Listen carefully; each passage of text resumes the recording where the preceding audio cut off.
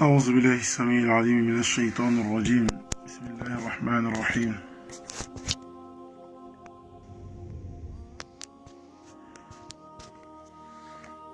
الحمد لله رب العالمين الرحمن الرحيم مالك يوم الدين إياك نعبد وإياك نستعين اهدنا الصراط المستقيم صراط الذين أنعمت عليهم غير المغضوب عليهم ولا الضالين. اللهم صل وسلم وبارك وزد على سيدنا محمد وعلى آله وصحبه ومن والاه.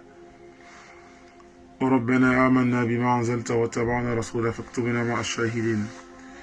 اللهم صل وسلم وبارك وزد على سيدنا محمد وعلى آله وصحبه ومن والاه. ربنا آمنا بما أنزلت واتبعنا رسولا فاكتبنا مع الشاهدين.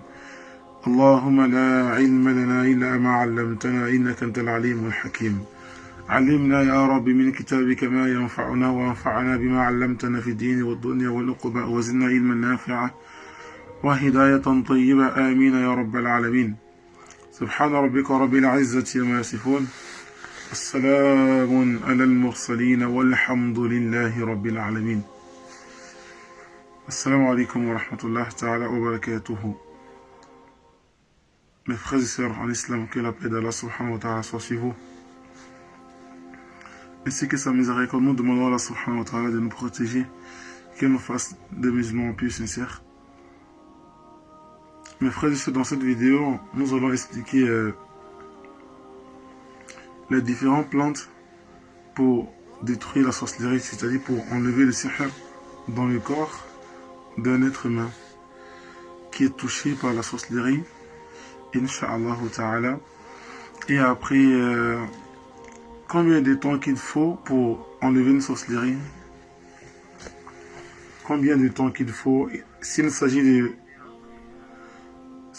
d'une semaine ou 2 semaines ou 3 semaines, on va le voir tout à l'heure, Inch'Allah.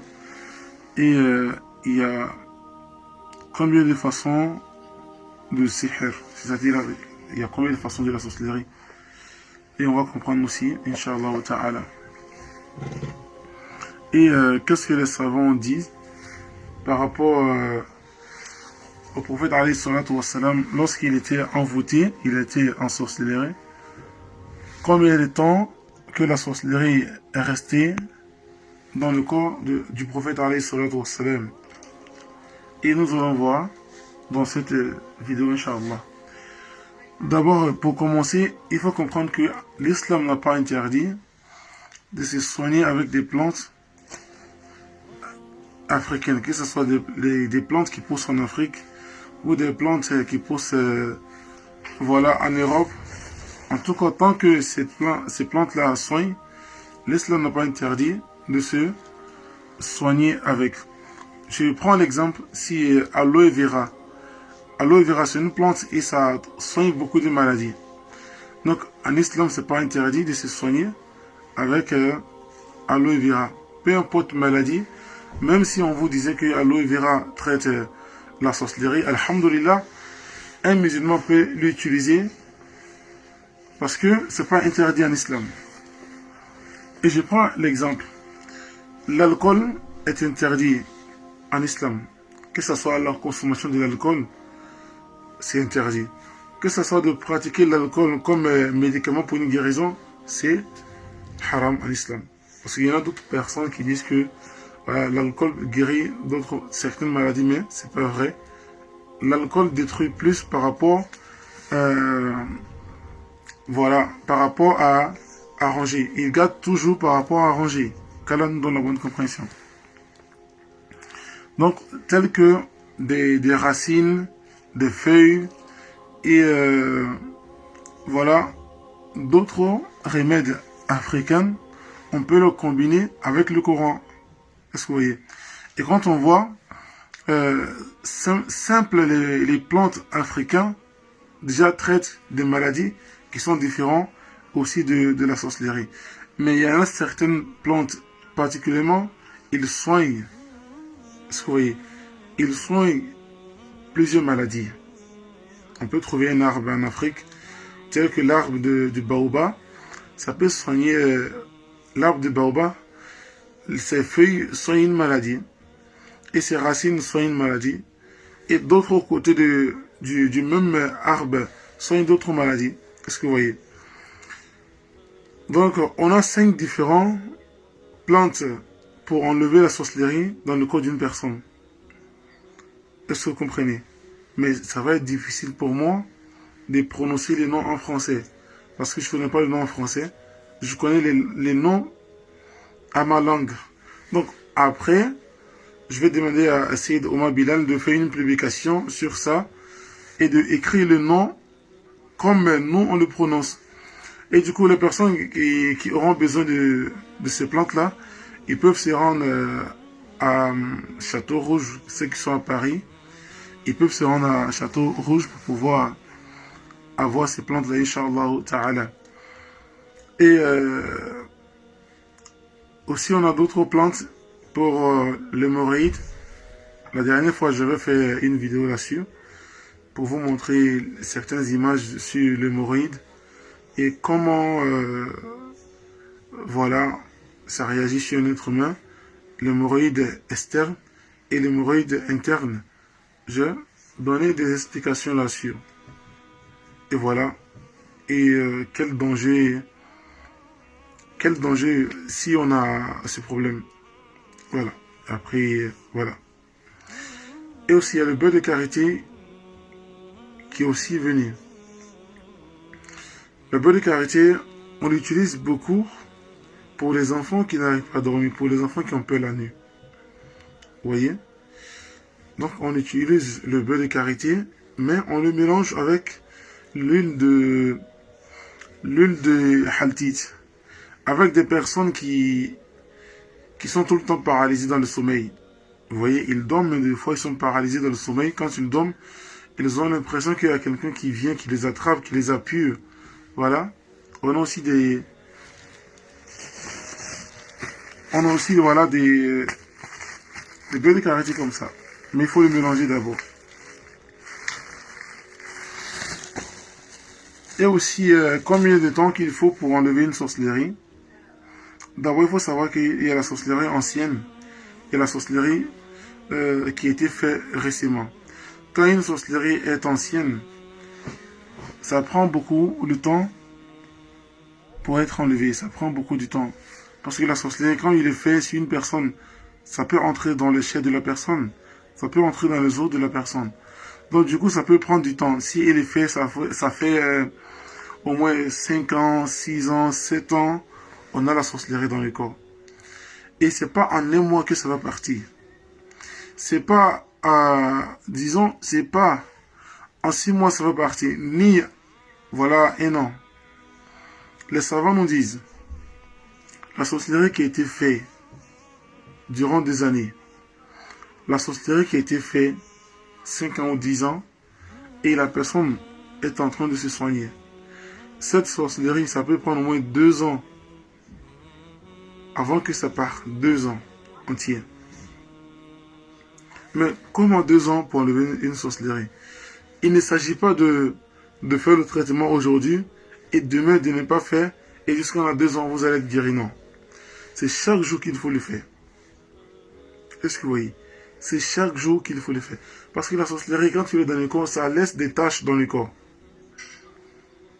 C'est comme si une personne qui a bu la sorcellerie ou qui l'a mangé, ça va rester dans le ventre, ça va coller dans l'estomac, etc. Ça va coller comme le goudron. Donc du coup, il faut l'enlever comment? Il faut l'enlever comment? Et après, la personne va avoir certains symptômes tels que les brûlures d'estomac, les ballonnements du ventre, et il y a le ventre qui gonfle, qui fait tout le temps des bruits, et après les mauvaises haleines, et après la constipation chronique, la personne va avoir tout ça. Vous voyez? Donc, quand on a une personne qui a ces symptômes-là, y compris des douleurs au niveau des hanches, on sait directement qu'il y a la sorcellerie qui a été bue ou il y a la sorcellerie qui a été mangée. Vous voyez? Mais la personne a mangé, ça fait combien de temps précis? S'il s'agit d'une semaine, 2 semaines, ça part vite fait. Est-ce que vous voyez? Une personne qui a bu la sorcellerie, ça fait qu'une semaine. Ou qui a mangé la sorcellerie, ça fait qu'une semaine. Pour le soigner, ça peut prendre juste 2 jours, 3 jours pour le soigner. Seulement, il faut appliquer le séné ou le bali, il faut l'appliquer avec de l'eau coranisée et il faut le faire boire. Soit il va vomir, soit il va aux toilettes, ça va sortir. Bi'idnillah. Parce que ça n'a pas pris de l'ampleur dans le corps de la personne. Cette sorcellerie n'est pas restée longtemps dans le corps de la personne. Est-ce que vous voyez? Donc du coup, ça part vite.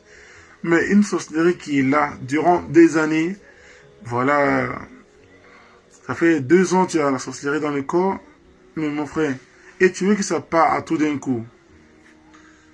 Voilà, il ne s'agit pas de le prendre et que ça va partir, non. Ça ne peut pas partir à tout d'un coup. Mais seulement ça va prendre un peu de temps. Voilà pourquoi, quand vous savez que vous êtes touché, ce n'est pas une seule ruqya qui va... Voilà, faire la ruqya une seule fois, c'est ce qui va faire que vous allez être guéri, non.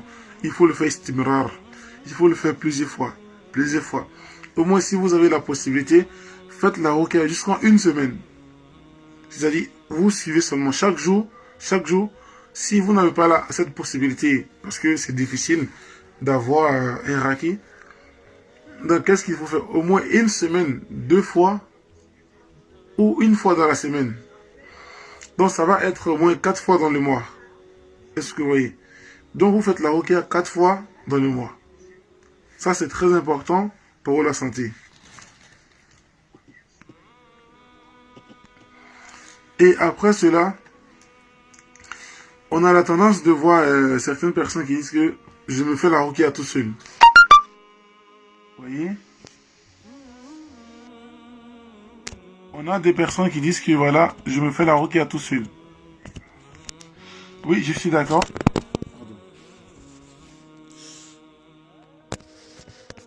Je suis d'accord, oui, on peut se faire la ruqya tout seul. Voilà, je suis d'accord. On peut se faire la ruqya tout seul, mais à quelles conditions? Au moment qu'on décide de faire la ruqya tout seul, c'est qu'on sait lire. On sait lire le Coran, alhamdulillah. Hein? Deuxièmement, on connaît les versets de la ruqya. Troisièmement, on connaît les méthodes de la ruqya. Quatrièmement, on connaît les différents symptômes de la ruqya et on connaît aussi les différents types de djinns avant de décider de se traiter. Et cinquièmement, ça veut dire que la sorcellerie qui est là, que vous avez, ça fait juste quelques jours, ça fait juste quelques minutes, quelques jours. Vous voyez. Mais vous avez des tonnes de sorcellerie dans votre corps. Je dis bien des tonnes de sorcellerie dans votre corps. Est-ce que vous voyez? Vous avez des tonnes. Et que vous ne connaissez pas les méthodes. Vous connaissez pas, vous savez pas lire. Voilà. Vous connaissez pas les versets de la ruqya. Est-ce que vous voyez? Dans le Coran, on a 114 sourates. 114 sourates. Est-ce que c'est tous les sourates qui guérissent la sorcellerie? Non. C'est pas toutes les sourates qui guérissent la sorcellerie. Mais je n'ai pas dit que le Coran ne guérit pas. Écoutez très bien ce que je vais dire. Pour dire que voilà, tel fondé a dit que le Coran ne guérit pas. Subhanallah, kalamanipaï. On va trouver Imam Ibn Qayyim, rahmatullah alayhi. Ibn Qayyim nous dit dans son livre, Ad-Da' wa Ad-Dawa, il a dit, Al-Qur'an kulluhu shifa. Al-Qur'an kulluhu shifa. Est-ce que vous voyez? Ibn Qayyim a dit, le Coran entier est une guérison. Le Coran entier est une guérison. Min surat al-Fatiha ila surat al-Nas est une guérison. Du début de la surat Fatiha jusqu'à la fin de surat al-Nas, c'est la guérison pour un croyant. Tel que Allah subhanahu wa ta'ala nous dit dans le Coran surat al-Isra, il dit wa nunazzilu min al-Qur'ani ma huwa shifa wa rahmatun lil mu'minin. Et Allah dit, nous faisons descendre le Coran est une guérison pour les croyants et aussi est une miséricorde pour les croyants. Donc depuis là, on doit comprendre que pour être même soigné de la sorcellerie, il faut d'abord être un croyant. Pour être soigné de la sorcellerie, il faut être une personne qui, voilà, qui donne les droits d'Allah, qui respecte les conditions d'Allah. Est-ce que vous voyez? Car Allah nous dit, on peut pas être, disons, on peut pas être dans la désobéissance et en même temps demander quelque chose à Allah. Est-ce que vous comprenez? Vous-même, vous le saviez. Voilà. On ne peut pas demander à Allah, accorde-nous telle chose. Pourtant, on vit dans la désobéissance. On vit dans la désobéissance. C'est ce qui est grave dans ce domaine. Il y a plusieurs personnes, ils font la ruqya une fois, deux fois, trois fois, mais ça n'aboutit à rien. Et après, c'est pour dire que voilà, j'ai contacté tel fondi, il est venu, il a fait la ruqya, mais rien n'a marché. Pourtant, les conditions que la ruqya même veut, toi, tu ne respectes rien là-dedans. Les conditions qui sont imposées par la ruqya pour pouvoir avoir la santé ne pas respectées par toi. Tu fais la ruqya aujourd'hui, demain tu écoutes la musique. Tu fais la ruqya aujourd'hui, demain tu es en train de forniquer.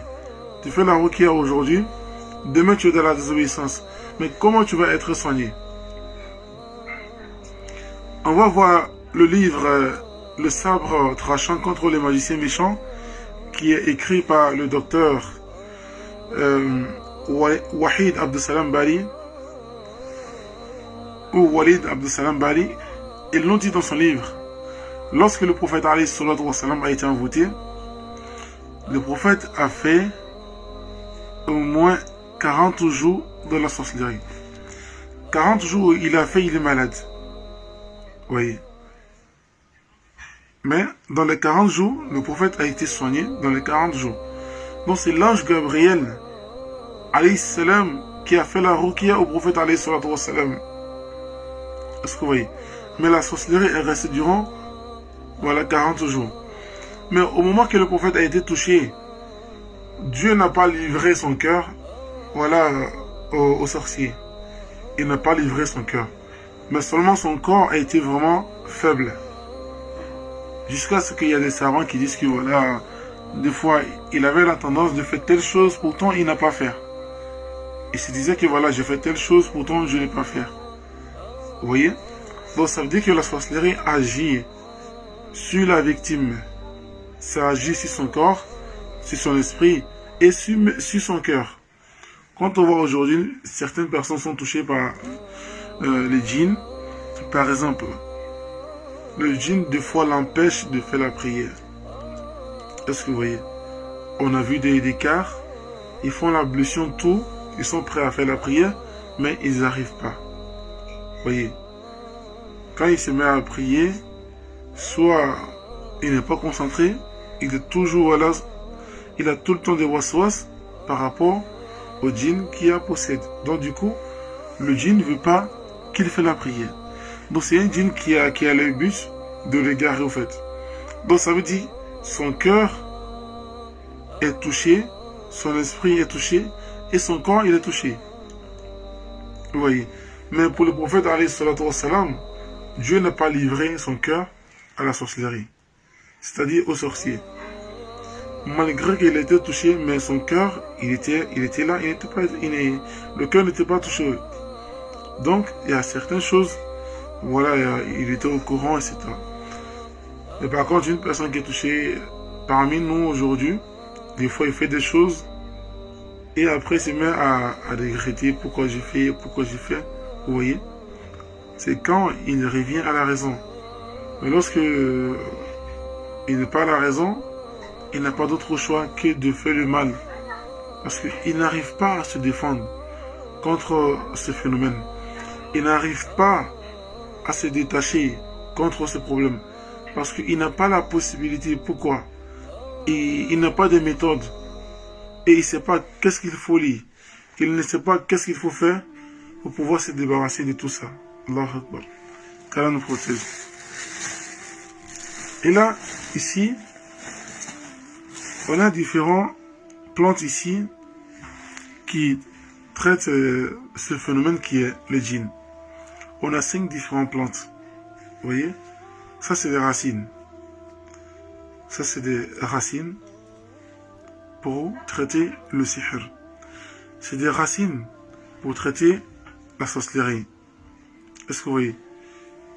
Même si la sorcellerie est dans le corps, ça fait voilà vraiment longtemps qu'il est là. Ces plantes-là le traitent avec, disons, au maximum 1 semaine par la permission d'Allah. Car il faut comprendre que c'est vrai, les plantes sont une cause, mais ce n'est pas les plantes qui soignent.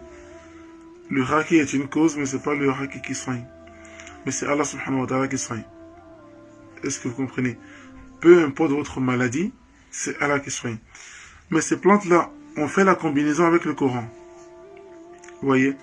On va l'appliquer avec de l'eau coranisée et on va le préparer avec de l'eau coranisée. On a aussi deuxième... ça c'est pareil. Ça c'est un autre aussi. Vous voyez? Donc ça fait 2. Parce que j'ai dit tout à l'heure qu'il y a 5 différentes plantes qui soignent voilà, le sihr, qui enlèvent le sihr dans le corps.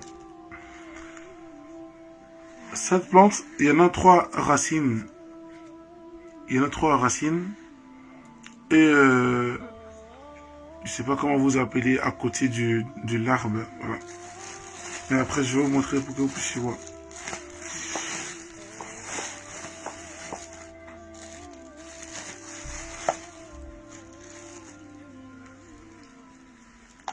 Celui-là.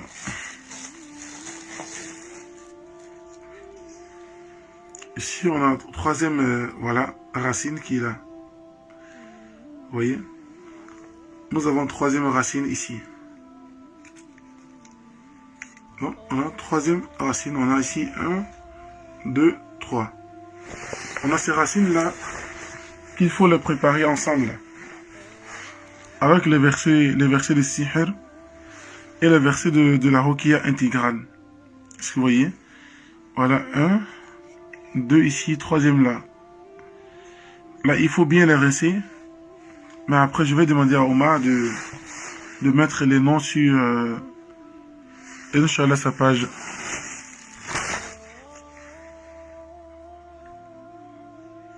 On a la racine des Mtonka ici, on a Triki ici.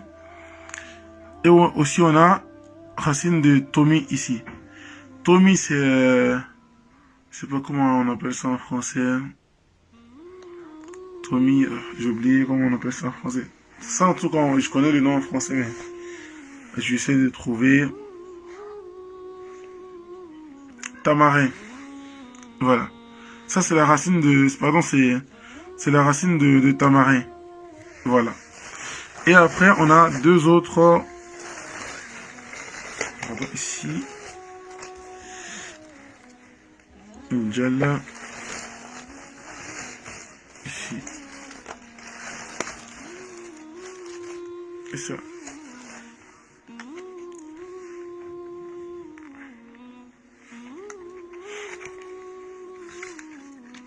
Voilà, ça. Et aussi on a ça. Ça s'appelle Djala. Alors ça, vous pouvez la voir à Château Rouge. Ça s'appelle Djala, ici.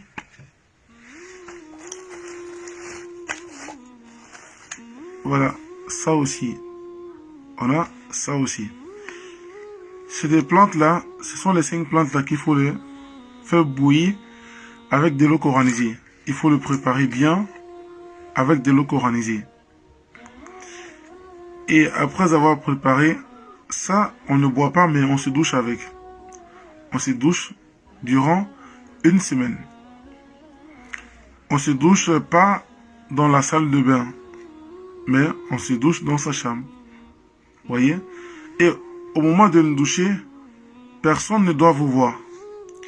Au moment que vous êtes en train de doucher ces plantes, après avoir fait bouillir avec de l'eau coranisée, personne ne doit vous voir au moment que vous êtes en train de doucher.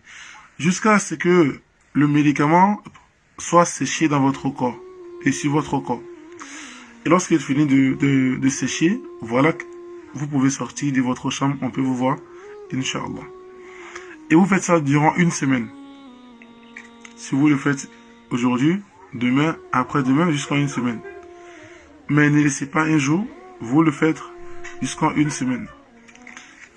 Et lorsqu'il est dans la marmite, et que vous voulez enlever aussi, pour vous doucher, il ne faut pas vider toute la marmite.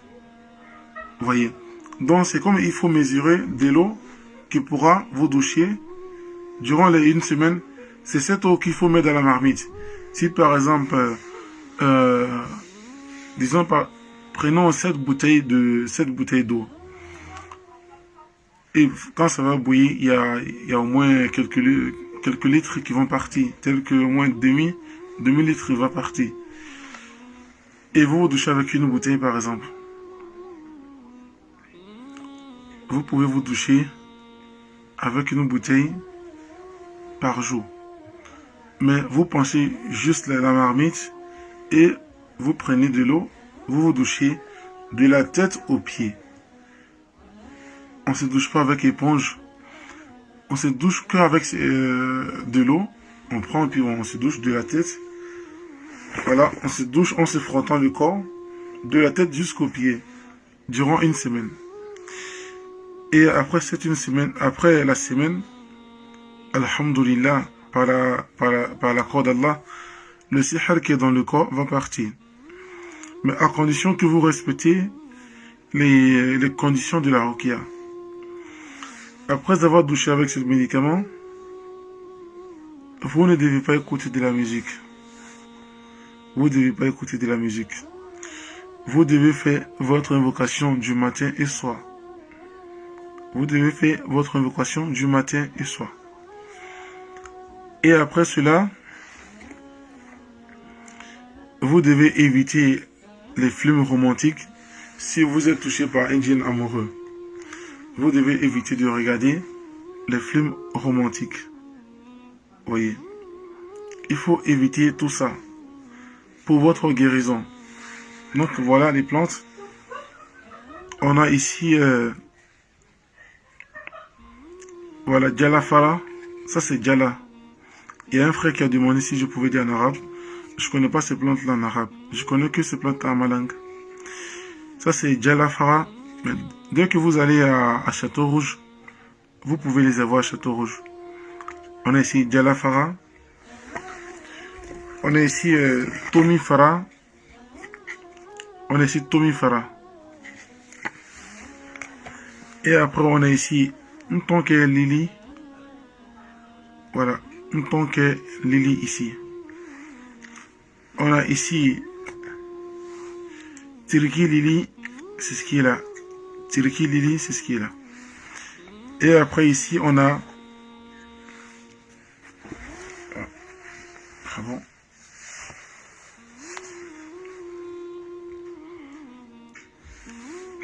Excusez-moi. Ici, on a les racines de tamarin. Les racines de tamarin ici. Donc c'est les 5 plantes là qu'il faut mélanger. Mais après je vais mettre la photo sur la page Inch'Allah. Calane fortifié. Et après cela, il y a des azkar qu'il faut faire chaque soir avant de dormir. Est-ce que vous comprenez? Il y a des azkar chaque soir.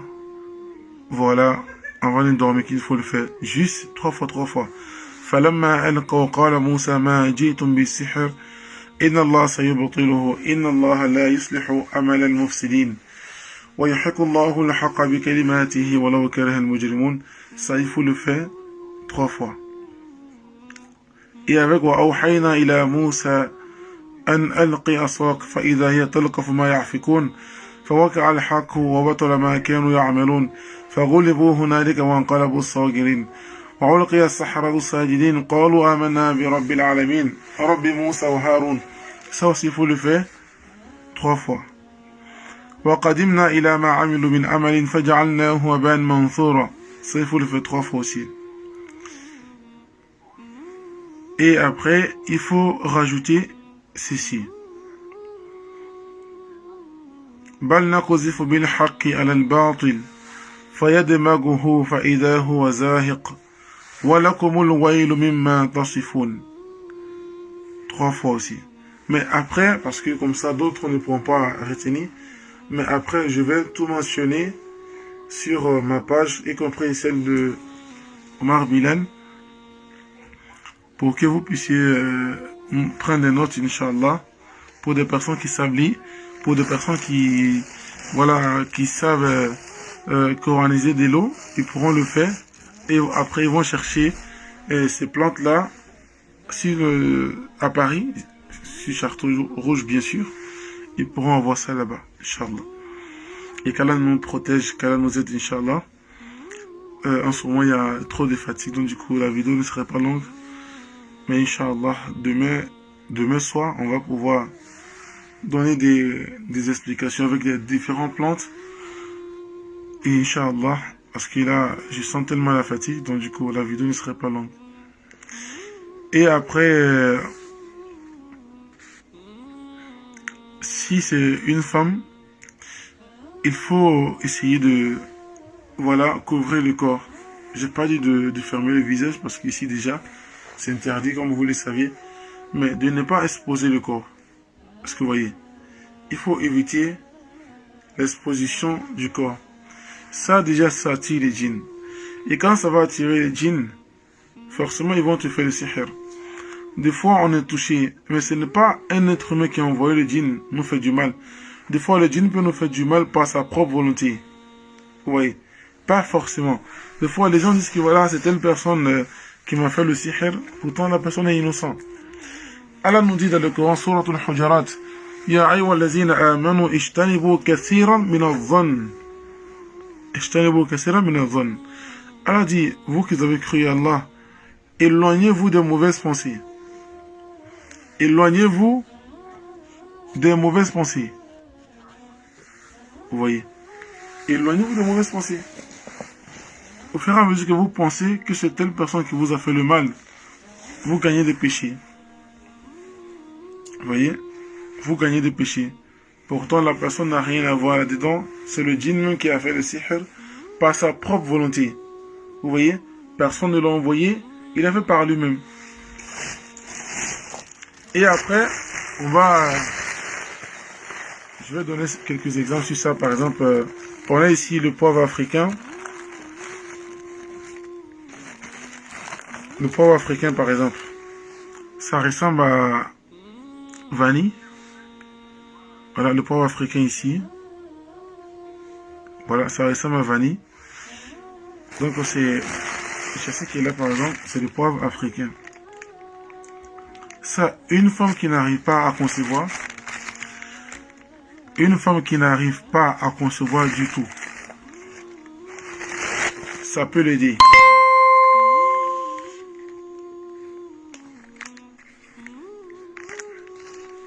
Une femme qui n'arrive pas à... Vous voyez? Une femme qui n'arrive pas à tomber enceinte, elle a tout fait, elle n'arrive pas à tomber enceinte. Pourtant, les médecins disent que elle n'a rien, mais elle n'arrive pas à tomber enceinte. Il faut prendre les poivres africains, il faut les écraser, faites-le en poudre. Mais il faut le mélanger avec le habat sauda. Il faut le mélanger avec le habat sauda. Et faites-le en poudre. Et il faut chercher le poids de lavement. Les poids de lavement, je ne sais pas comment vous appelez ici. Mais en tout cas, on va à la pharmacie.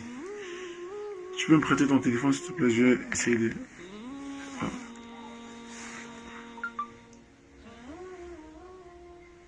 Je vais essayer de montrer les poids de lavement.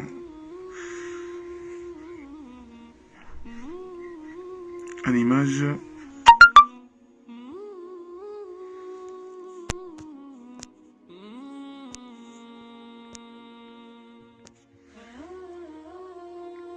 Je vais essayer de vous montrer les poids de lavement.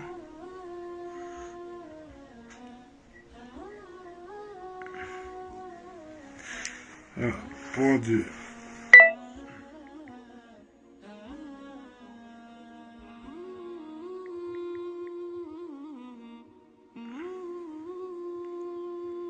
Poids de lavement.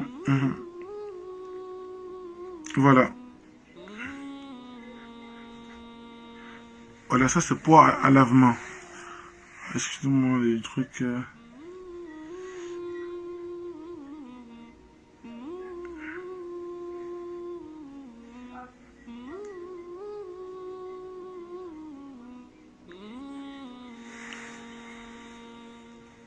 Oh, je ne vois pas avec l'image là. Attends. Attends, je vais tourner la caméra, c'est ça, c'est simple, ils vont voir comme ça. Excusez-moi, j'essaie de tourner la caméra. C'est bon. Voilà, c'est ce qu'on appelle le poids à lavement, vous voyez.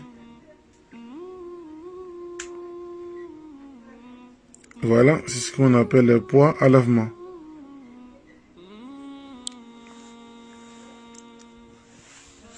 Donc, après avoir écrasé le poivre africain avec le habat soda en grains, vous le faites en poudre. Et après, vous allez le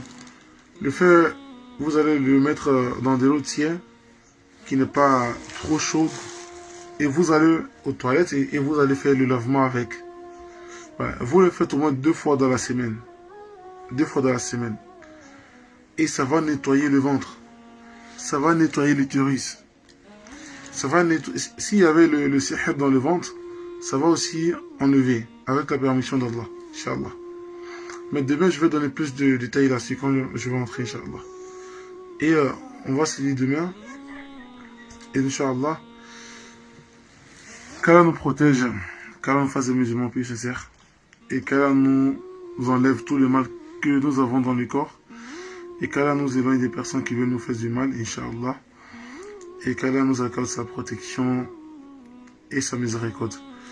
Assalamu alaikum wa rahmatullahi wa barakatuh.